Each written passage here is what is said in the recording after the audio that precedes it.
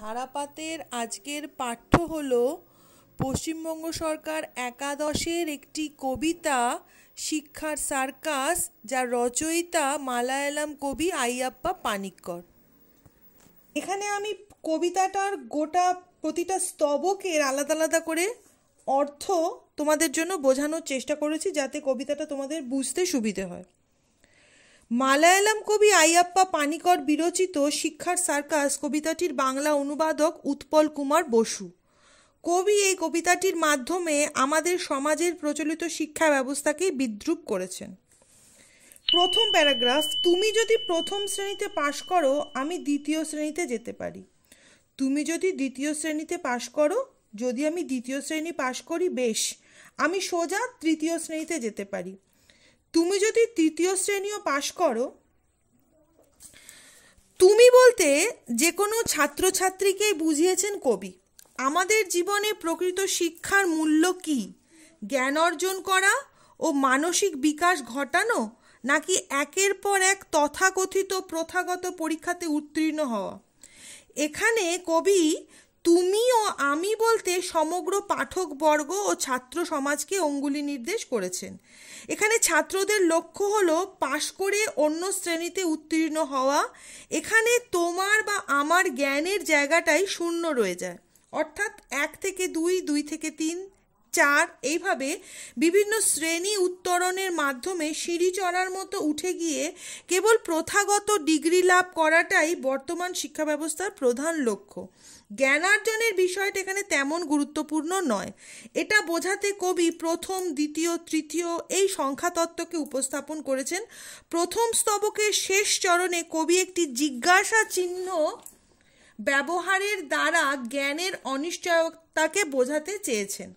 বেশ, দ্বিতীয় স্তবক: বেশ, আমি তৃতীয় শ্রেণীও পাশ করি, তাহলে 1, 2, 3, 4, তাহলে আমি চতুর্থ শ্রেণীতে বসতে পারি।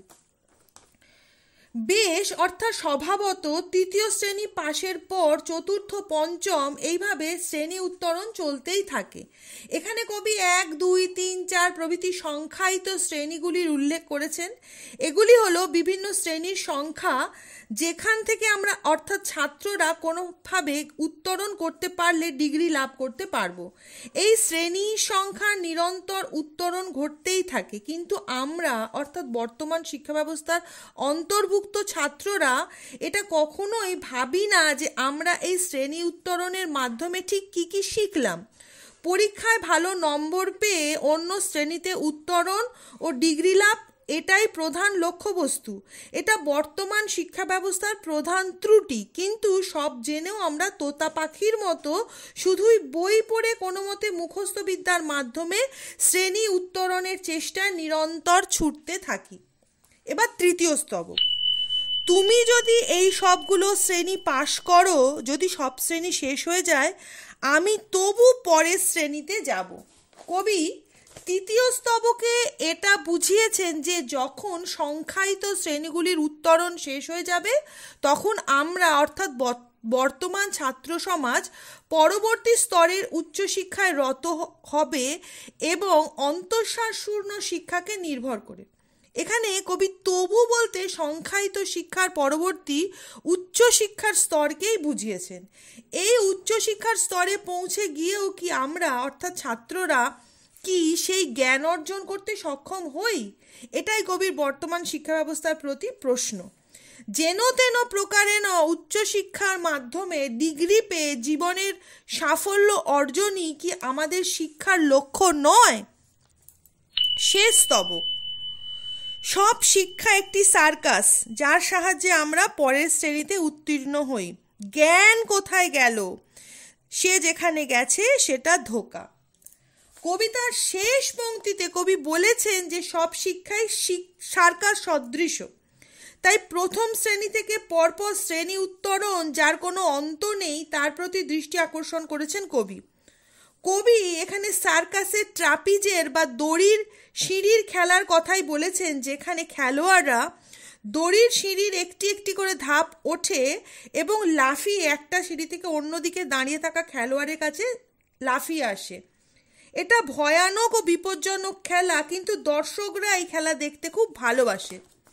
সার্কাস দেখতে আমরা মানুষরা সাময়িক আনন্দের জন্য এই বিপজ্জনক খেলা দেখতে ভালোবাসি, কিন্তু যখন সার্কাস শেষ হয়ে যায় তখন দর্শক বাড়ি চলে যায় এবং সব ভুলে যায়।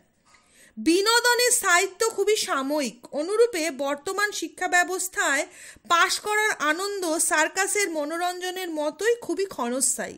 জ্ঞান অর্জনই শিক্ষার প্রধান উদ্দেশ্য, সেটা শুধুমাত্র তথ্য হিসাবে নয়, যেটা শিক্ষা হিসেবে পেলাম সেটাকে কতটা অঙ্গীভূত করতে পারলাম, সেটা প্রকৃত কতটা কাজে লাগাতে পারলাম, সেটাই আসল উদ্দেশ্য হওয়া উচিত। তা না হলে ব্যক্তি মানুষের জীবনে শিক্ষা নামক সম্পদটি একটি বিরাট ধোঁকা অর্থাৎ প্রতারণা বিশেষ হয়ে দাঁড়াবে। এই প্রতারণা অন্যের সঙ্গে নয়, নিজের সঙ্গে। এই প্রতারণার শিকার হয়ে আমরা অর্থাৎ ছাত্ররা শিক্ষাকে বাহন না করে কেবল বহন করে চলব। শিক্ষাকে তার প্রকৃত অর্থ থেকে দূরে সরিয়ে দিয়ে কেবলই কতগুলো ডিগ্রির দুর্বহ বোঝাকে আজীবন বয়ে নিয়ে বেড়ানো কখনোই প্রকৃত শিক্ষা হতে পারে না। ধারাপাতের আজকের পাঠ্য শিক্ষা সার্কাস মানে আর তোমাদের জন্য যেটা উপস্থাপন করলাম আশা করি তোমাদের কাজে আসবে। তোমরা বুঝেছো। আজ এই পর্যন্ত। আমি শর্মিষ্ঠা আমার ধারাপাতকে নিয়ে আবার খুব তাড়াতাড়ি ফিরে আসবো। আর তোমরা অবশ্যই আমার ধারাপাতকে শেয়ার করো, লাইক করো এবং সাবস্ক্রাইব করো।